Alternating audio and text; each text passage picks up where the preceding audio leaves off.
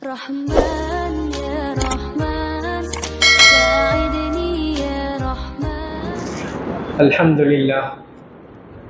لله نحمده ونستعينه ونستغفره ونؤمن به ونتوكل عليه ونعوذ بالله من شرور أنفسنا ومن سيئات أعمالنا.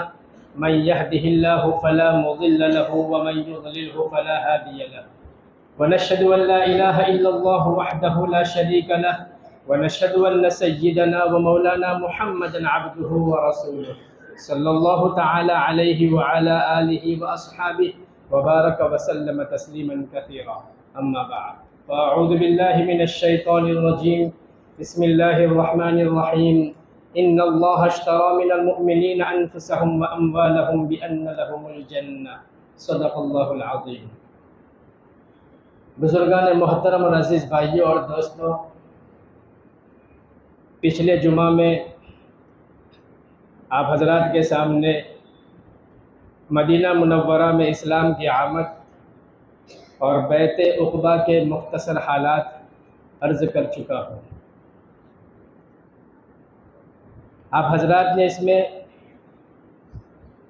ये सब सुना कि मक्का में मुसलमानों पर 13 साल तक कैसा जुल्म और सितम का सिलसिला जारी रहा।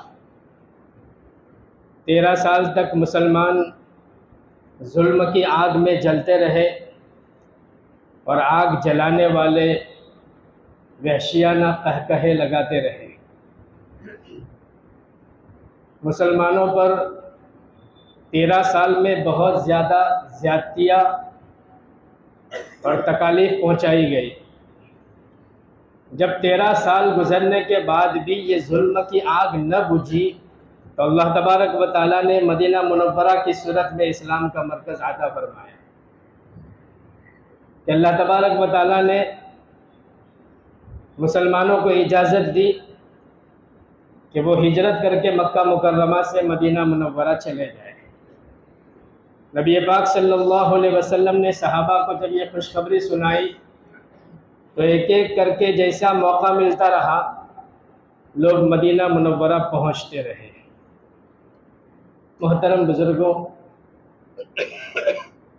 अपने घर बार को छोड़ना, अपने मुल्क को छोड़ना, अपनी जायदाद की कुर्बानी देना ये कोई आसान काम नहीं था, लेकिन ये दीन की खातिर हो रहा था, दीन इस्लाम की इशाअत के खातिर हो रहा था।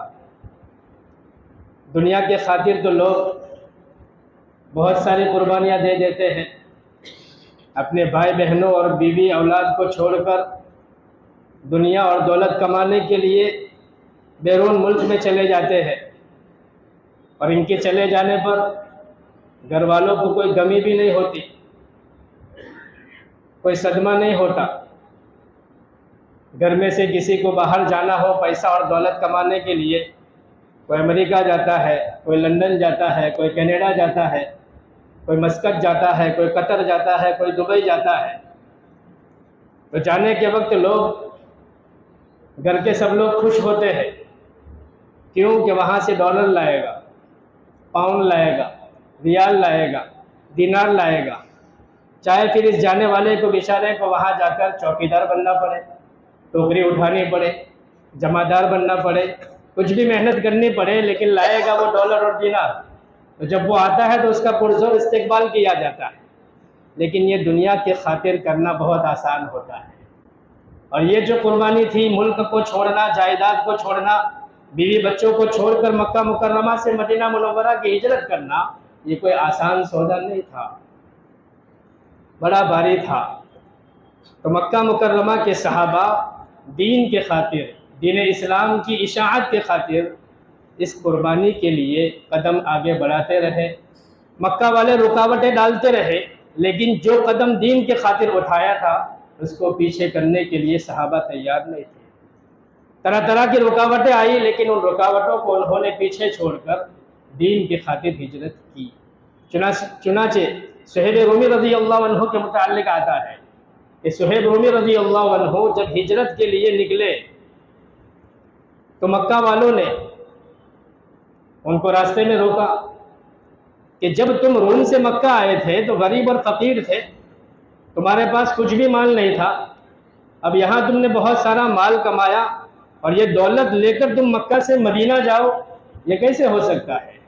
तुम्हारी हद तक तो बात ठीक है कि तुम हिजरत करके चले जाओ, लेकिन माल जायदाद हम नहीं ले जाने देंगे। सुहैब रूमी रज़ी अल्लाह अन्हु समझ गए कि इनके नज़दीक ईमान की कोई कीमत नहीं, ये माल और जायदाद के वक़्त को जानते हैं। तो सुहैब रूमी रज़ी अल्लाह अन्हु ने फरमाया कि अगर मैं अपनी पूरी जायदाद और माल तुम्हारे हवाले कर दूँ तो मुझे इजाज़त होगी? तो वो तो दुनिया की कीमत जानते थे, ईमान की कीमत नहीं जानते थे। तो उन्होंने कह दिया कि हाँ, माल छोड़कर जाओ तो हम जाने देंगे। तो सुहैब रूमी रज़ी अल्लाह अन्हु ने कह दिया कि हाँ, सारा माल जायदाद तुम्हारे हवाले करता हूँ, अब मुझे इजाज़त? उन्होंने कहा कि इजाज़त। इस वाक़ये की इत्तिला अल्लाह के नबी सल्लल्लाहु अलैहि वसल्लम को हुई तो अल्लाह के नबी ने फरमाया रबिह सुहैब, रबिह सुहैब, कि सुहैब ने नफ़ा का सौदा किया। और इन्हीं के मुताल्लिक़ कुरान करीम में आयत उतरी कि इन्नल्लाह अश्तरा मिनल मुअमिनीना अनफुसहुम व अम्वालहुम बिअन्न लहुमुल जन्नह, कि इन्होंने अपने जायदाद के बदले में जन्नत को ख़रीद लिया, कि दीन की तबलीग के लिए, दीन की इशाअत के लिए माल की कुर्बानी दे दी और हिजरत के लिए तैयार रहे। आज भी मोहतरम बुजुर्गों, अल्लाह तबारक व तआला की तरफ से ये ऐलान है कि जो भी अपने माल और जान का सौदा करेगा तो अल्लाह ताला ख़रीदार है, ख़रीदने के लिए तैयार है, और उसका इवज़ क्या देंगे? अल्लाह ताला बदले में जन्नत देंगे। हर एक के लिए ये ऐलान है कि तुम दीन के खातिर, तालीम के खातिर, जिहाद के खातिर तुम अगर जान और माल का सौदा अल्लाह से करते हो तो अल्लाह ताला तुम्हारे माल और जान को ख़रीद कर तुम्हें जन्नत अता करेंगे। ये सौदेबाजी हर दौर में होती रही, सहाबा ने ये सौदेबाजी की, उसके बाद भी हर दौर में होती रही, और आज भी ये सौदेबाजी हो रही है कि लोग अपनी जान को कुर्बान कर रहे हैं, माल की कुर्बानी करके, माल की कुर्बानी दे के जन्नत को ख़रीद रहे हैं। अगर हम महरूम हैं तो हम ये न समझे कि पूरी दुनिया महरूम है। जान की और माल की सौदेबाजी आज भी हो रही है। दुनिया के हालात से आप वाकिफ़ हैं कि फ़लस्तीन में क्या हो रहा है। जान की कुर्बानी देकर वो हजरात जन्नत को ख़रीद रहे हैं। बहरहाल अल्लाह के नबी सल्लल्लाहु अलैहि वसल्लम ने सहाबा को इजाज़त दी तो सहाबा जौक दर जौक मदीना मुनव्वरा पहुँचने लगे। अब यहाँ मक्का मुकर्रमा में मशहूर सहाबा में से सिर्फ अबू बकर सिद्दीक़ और हज़रत अली रज़ी अल्लाह अन्हु थे, और अल्लाह के नबी सल्लल्लाहु अलैहि वसल्लम थे, और कुछ वो लोग जो किसी उज़्र की बिना पर या मुफलिसी की बिना पर हिजरत नहीं कर पाए थे। अल्लाह के नबी सल्लल्लाहु अलैहि वसल्लम ने तमाम सहाबा को हिजरत की इजाज़त दी, लेकिन आप पीछे रहे। अल्लाह का हुक्म का इंतज़ार था कि अल्लाह तबारक व तआला की तरफ से हिजरत का हुक्म मिले, फिर मदीना मुनव्वरा पहुँचे। अल्लाह के नबी सल्लल्लाहु अलैहि वसल्लम इंतज़ार में थे कि एक दिन दोपहर को आपको इजाज़त मिली। जब इजाज़त मिली तो अल्लाह के नबी सल्लल्लाहु अलैहि वसल्लम दोपहर के वक्त अबू बकर सिद्दीक़ रज़ी अल्लाह अन्हु के घर पर पहुँचे। भरी दोपहर में अल्लाह के नबी अबू बकर सिद्दीक़ के घर पर पहुँचे तो अबू बकर सिद्दीक़ ने ताड़ लिया कि कोई गैर मामूली बात है कि भरी दोपहर में हुजूर मेरे दौलत कदे पर हाजिर हुए हैं। अल्लाह के नबी सल्लल्लाहु अलैहि वसल्लम को यहाँ इजाज़त मिली थी, लेकिन मक्का के कुफ़ार वो क्या चाह रहे थे कि उन्होंने अंदाज़ा लगाया कि बहुत से सहाबा यहाँ से मदीना मुनव्वरा पहुँच गए हैं, हुजूर भी अगर वहाँ चले गए तो मदीना इन लोगों का मजबूत मरकज़ बन जाएगा, लिहाजा हुजूर को मदीना नहीं जाने देना है। इन्होंने प्लान बनाया, साजिश रची। चुनांचे इनका जो पंचायत घर दारुन नदवा था, वहाँ मक्का के बड़े बड़े लोग जमा हुए, और इन जमा होने वालों में एक बूढ़ा शख्स नजदी की शक्ल में शैतान इब्लिस लईन भी वहाँ पहुँचा। अब लोगों में ये बात आई कि हुजूर अगर मदीना मुनव्वरा चले गए तो मजबूत मरकज़ बन जाएगा, लिहाजा इनको रोका जाए। क्या किया जाए? पहली राय ये आई कि हुजूर को यहाँ से निकाल दिया जाए, मक्का मुकर्रमा से निकाल दिया जाए। तो फ़ौरन वो नजदी इब्लिस लईन बोला, ये कैसी बेवकूफ़ाना राय है, अहमकाना राय है कि यहाँ से तुम निकाल दोगे तो गोया तुम अपनी मौत पर खुद दस्तखत कर रहे हो। वो यहाँ से जाएंगे, मदीना मजबूत मरकज बन जाएगा, लिहाजा इनको यहाँ से नहीं जाने दिया जाएगा। दूसरे लोगों ने भी हामी भरी इब्लीस की राय पर। दूसरी राय ये आई कि इनको कैद कर दिया जाए, इनको जकड़ दिया जाए, कहीं आने जाने न दिया जाए ताकि बात आगे ही न बढ़े। तो इस पर भी इब्लीस लईन ने कहा कि ये भी ठीक नहीं है।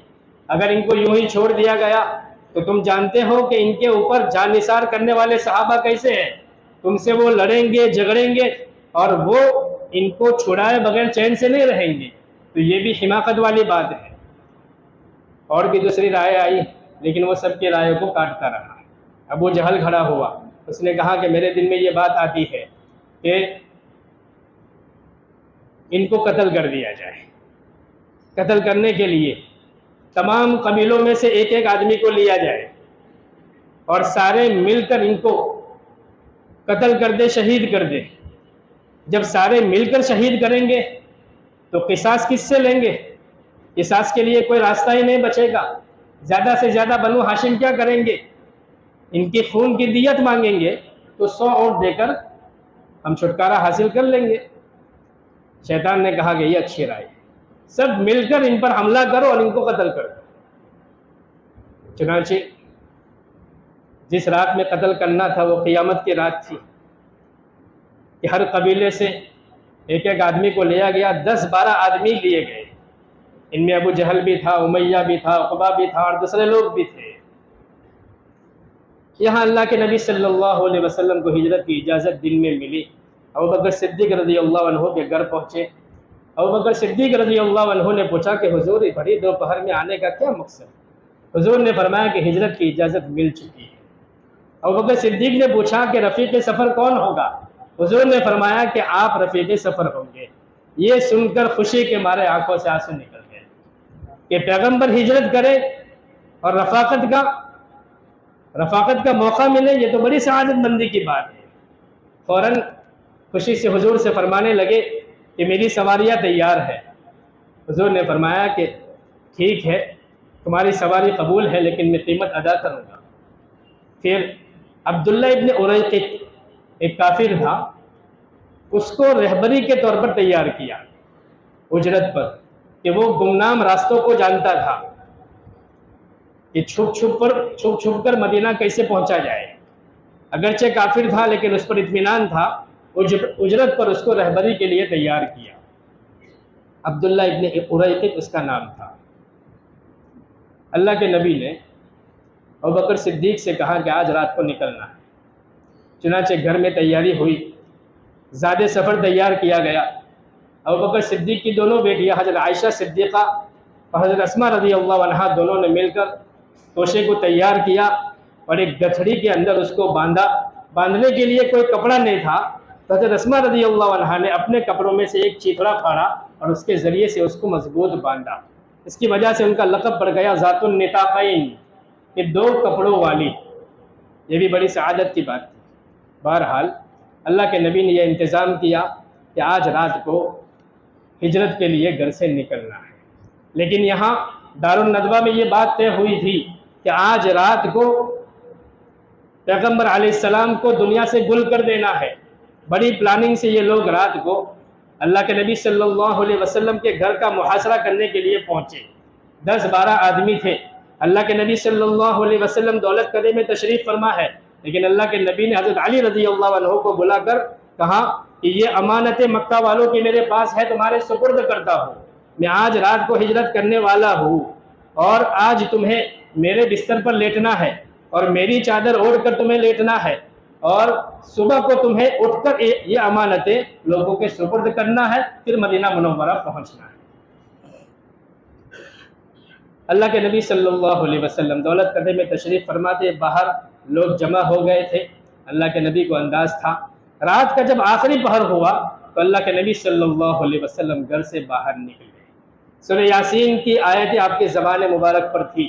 अल्लाह के नबी सल्लल्लाहु अलैहि वसल्लम ने ज़मीन से मिट्टी मुट्ठी में ली और इस आयत पर पहुँचे, वजअलना मिन बैनि अयदीहिम सद्दा व मिन खल्फिहिम सद्दन फअग़शयनाहुम फहुम ला युबसिरून। और वो मिट्टी जो मुट्ठी में थी वो इन लोगों के सरों पर डाल दी। अल्लाह तबारक व तआला की तरफ से ये नुसरत और मदद कि अल्लाह ताला ने हुजूर और इनके दरमियान में एक दीवार खड़ी कर दी, या इनको थोड़ी देर के लिए अंधा कर दिया कि अल्लाह के नबी इनके दरमियान से आराम से तशरीफ़ ले गए, लेकिन इनको एहसास तक नहीं हुआ। अल्लाह के नबी सीधे रात को अबू बकर सिद्दीक़ के मकान पर तशरीफ़ ले गए और प्लान के मुताबिक रात ही को वहाँ से निकले। अब्दुल्ला इब्न उरैक़िब को तो कहा था कि 3 दिन के बाद गारे सौर पर मुलाकात करना। यहाँ से रात को गारे सौर पहुँचे। जबल सौर देखा जाए तो बहुत ऊंचा पहाड़ है। आज भी अगर कोई चढ़ना चाहे तो कई घंटे लग सकते हैं। हुजूर और अबू बकर सिद्दीक़ रज़ियल्लाहु अन्हु गार तक सुबह होते होते पहुँच गए। गार में जाने से पहले अबू बकर सिद्दीक़ ने देखा कि गार में झाड़ झंकार बहुत है, कहीं हुजूर को कोई कांटा या कोई कीड़ा न लग जाए, तकलीफ न पहुँचे। हुजूर से फरमाया कि आप बाहर तशरीफ़ रखिए, मैं अंदर सफाई कर लेता हूँ, फिर आप अंदर तशरीफ़ लाइए। अंदर की सफाई होने के बाद हुजूर अंदर तशरीफ़ ले गए। यहाँ ये लोग तो हुजूर के इंतज़ार में बाहर खड़े थे। किसी आने वाले ने, रिवायतों में आता है कि वो इब्लीस ही था, उसने आकर इनसे कहा कि किसके इंतज़ार में खड़े हो। इन्होंने कहा कि मोहम्मद के इंतज़ार में खड़े हैं कि आज शमए रिसालत को दुनिया से गुल कर देना है। तो शैतान ने कहा कि जिसके इंतज़ार में खड़े हो वो तो तुम्हारे दरमियान से आराम से चले भी गए। तो इनको ताज्जुब हुआ, अंदर जाकर देखा तो अंदर हज़रत अली आराम फरमा रहे थे। चादर उठाकर देखा तो अली थे। तो इनको बड़ी शर्मिंदगी हुई, बड़ी जच हुई, जिल्लत हुई, ये क्या बात हो गई। गुस्से में हज़रत अली को उठाकर मस्जिद हराम में लाए और उनसे पूछा कि हुजूर कहाँ है। हज़रत अली ने फरमाया कि मुझे तो इल्म नहीं, मैं तो सो रहा था। बहरहाल उनको छोड़ दिया, लेकिन ये रुसवाई और जिल्लत का इनको सामना हुआ।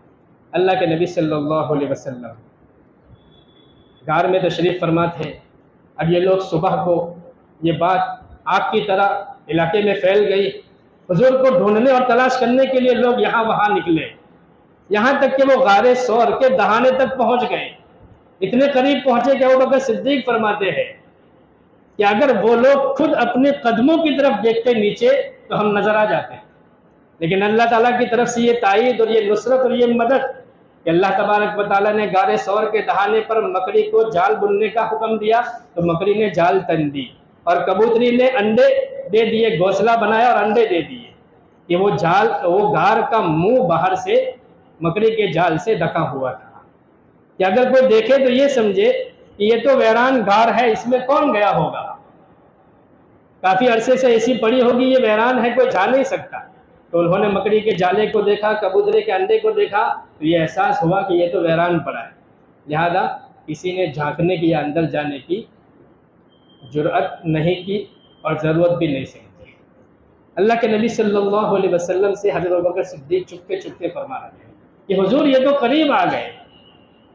कुरान इसका तज़किरा करता है कि सानिया स्नैनि इज़ हुमा फिल गार इज़ यक़ूलु लिसाहिबिही ला तहज़न इन्नल्लाह मअना। जब अबू बकर सिद्दीक़ ने ये बात हुजूर से की तो अल्लाह तबारक व तआला ने अल्लाह के नबी के ज़रिए से उनको तसल्ली और इत्मीनान दिलाया कि ला तहज़न, कि गम मत करो, इन्नल्लाह मअना, कि अल्लाह हमारे साथ है। ये बड़ी सआदत की बात है कि हुजूर की रफ़ाक़त मिली और कुरान में इसका तज़किरा भी हुआ। इसीलिए हज़रत उमर फरमाया करते थे कि अबू बकर सिद्दीक़ के ज़िंदगी के 2 दिन की इबादत अगर मुझे मिल जाए तो मैं पूरी ज़िंदगी की इबादत अबू बकर सिद्दीक़ को दे दूँ तो ये मेरे लिए सस्ता सौदा है। 2 दिन की इबादत सिर्फ, एक तो ये गारे सौर वाली रात और दूसरा वो दिन कि जब अल्लाह के नबी सल्लल्लाहु अलैहि वसल्लम का इंतकाल हुआ। तो उस वक्त अबू बकर सिद्दीक़ ने जब इर्तिदाद फैला था अल्लाह के नबी के इंतकाल के बाद, तो अबू बकर सिद्दीक़ ने जुरअत के साथ ये ऐलान किया था कि जो शख्स भी ज़कात का इनकार करे और इस्लाम का दावा करे, मैं उससे भी जिहाद करूँगा। कि मैं जिंदा रहूँ और दीन के अंदर कोई कमी और नुक्स आवे, ये बर्दाश्त नहीं हो सकता। कि वो इस्लाम और ईमान का दावा करे और ज़कात का इनकार करे, मैं इसको बर्दाश्त नहीं कर सकता, मैं उससे भी जिहाद करूँ। ये वो रात और ये दिन, ये 2 दिन की इबादत अगर मुझे मिल जाए तो मेरी पूरी ज़िंदगी की इबादत का सवाब मैं अबू बकर को दे दूँ, ये मेरे लिए सस्ता सौदा है। तो ये बड़ी सआदत की बात थी अबू बकर सिद्दीक़ को अल्लाह के नबी सल्लल्लाहु अलैहि वसल्लम की हिजरत के सफ़र की रफ़ाक़त मिली। अल्लाह के नबी सल्लल्लाहु अलैहि वसल्लम के बड़े भरोसेमंद और बड़े एतमाद वाले ये रफ़ीक थे। अल्लाह के नबी को अबू बकर सिद्दीक़ से बहुत मोहब्बत थी और इस सफ़र के अंदर अल्लाह के नबी को अबू बकर सिद्दीक़ के घराने के तमाम अफराद ने साथ दिया कि अबू बकर सिद्दीक़ की दोनों बेटियों ने ज़्यादा सफ़र बांधा। अबू बकर सिद्दीक़ ने सफ़र के लिए ऊँटनी को तैयार किया और अबू बकर सिद्दीक़ के जो बेटे थे अब्दुल्ला, गारे सौर में जो 3 दिन क़याम रहा, तो अब्दुल्ला रोज़ाना रात को आते थे और मक्का के जो दिन के हालात होते थे वो सुनाते थे। और इनके जो गुलाम थे अबू बकर सिद्दीक़ के आमिर बिन फुहैरा, वो बकरियाँ चराने के लिए गारे सौर तक पहुँचते थे और अल्लाह के नबी और अबू बकर सिद्दीक़ को दूध पहुँचाते थे। तो पूरा घर इस्तेमाल हुआ, बड़ा बबरकत घर था और इंतज़ाम अच्छी प्लानिंग से किया था। 3 दिन मुकम्मल हो गए। 3 दिन मक्का वालों ने यहाँ वहाँ बहुत खोज और तलाश की, लेकिन अल्लाह के नबी हाथ न लगे। 3 दिन के बाद अब्दुल्ला इब्न उरैक़ित प्लान के मुताबिक पहुँचे और अल्लाह के नबी और अबू बकर सिद्दीक़ और तीसरे आमिर बिन फुहैरा और ये रहबर मदीना मुनव्वरा की तरफ चलने लगे। अब 3 दिन तक मक्का वालों के कुछ हाथ नहीं लगा तो इन्होंने फिर लोगों में ऐलान किया कि जो शख्स भी हुजूर पाक सल्लल्लाहु अलैहि वसल्लम को और अबू बकर सिद्दीक़ रज़ियल्लाहु अन्हु को जिंदा या मुर्दा लेकर आएगा तो उसको हर एक के बदले में 100 ऊँट दिए जाएंगे। 200 ऊँट के इनाम का ऐलान हुआ। आज भी ऐसा ऐलान होता है ना, किसी को तलाश करना हो, किसी को जिंदा या मुर्दा लाना हो तो लाखों का इनाम होता है। तो उस वक्त भी ये ऐलान की लालच दी गई कि जो भी इनको जिंदा या मुर्दा पकड़ कर लाएगा 200 ऊँट इनाम में दिए जाएंगे। ऊँट उस वक्त बहुत कीमती समझे जाते थे, तो इस इनाम की लालच में लोग तलाश करने के लिए निकले। तो इनमें एक सुराका बिन मालिक एक सरदार था, वो भी निकला, घोड़े पर सवार था। ये तलाश करते करते हुजूर अबू बकर सिद्दीक़ के करीब पहुंच गया, लेकिन अल्लाह ताला की मदद और ताईद, अल्लाह तबारक व तआला ने उसके घोड़े के पाँव को ज़मीन में दसा दिया। सामने वो हुजूर को देख रहा है, लेकिन घोड़ा ज़मीन में जम गया, आगे बढ़ने का नाम नहीं। उसको एहसास हुआ, उसने माज़रत की और अल्लाह के नबी से दुआ की दरख्वास्त की। अल्लाह के नबी ने दुआ फरमाई तो उसके पाँव ठीक हो गए। लेकिन फिर उसको लालच आई और शैतान ने उसको बरगलाया कि थोड़ी और कोशिश कर, 100 ऊँट तुझे मिल जाएंगे, 200 ऊँट तुझे मिल जाएंगे। तो फिर उसने कदम बढ़ाए, फिर घोड़े के पाँव ज़मीन में धंस गए। ऐसा 3 मरतबा हुआ। फिर उसने माज़रत की, अल्लाह के नबी सल्लल्लाहु अलैहि वसल्लम से दुआ की दरख्वास्त की और उसने कहा कि मैं अब आपको पकड़ने की कोशिश नहीं करूँगा, बल्कि आप मुझे अमान लिख कर दे दीजिए कि अगर आपको बाद में क़ुव्वत हासिल हुई तो आप मुझसे इसका बदला नहीं लेंगे और मैं वापस जाऊँगा तो किसी को इस तरफ आने नहीं दूँगा, सबको यही कहूँगा कि इस तरफ तो कोई नहीं गया है। अल्लाह के नबी ने उसको अमान लिख कर दे दी और अल्लाह के नबी ने कहा कि सुराखा, मैं तेरे हाथों में किसरा के कंगन देख रहा हूँ। अल्लाह के नबी ने पेशिन गोई की। आज का कोई दुनियादार क्या समझेगा कि हिजरत का सफ़र छुप छुप कर रहे हैं, जान के लाले पड़े हुए हैं और किसरा के कंगन के ख्वाब देख रहे हैं। लेकिन अल्लाह के नबी सल्लल्लाहु अलैहि वसल्लम की पेशिन गोई 100% पूरी हुई। हज़रत उमर फारूक रज़ियल्लाहु अन्हु के दौर में किसरा फतह हुआ और उसके कंगन और ताज को सुराका के हवाले किया गया। बहरहाल मोहतरम बुजुर्गों, अल्लाह तबारक व तआला के हुक्म से ये सफ़र हिजरत मक्का मुकर्रमा से मदीना मुनव्वरा की तरफ जारी रहा। मदीना में लोग इंतज़ार कर रहे थे, वहाँ इत्तला पहुँच चुकी थी। बाकी सफ़र की रुदात इंशाअल्लाह आइंदा जुमा में बयान की जाएगी। अल्लाह तबारक व तआला हमें सीरतुन नबी सल्लल्लाहु अलैहि वसल्लम से सबक लेकर उस पर अमल करने की तौफीक अता फरमाए। आमीन या रब्बल आलमीन। व आखिरु दावाना अल्हम्दुलिल्लाहि रब्बिल आलमीन। Subscribe now and press the bell icon. Never miss an update.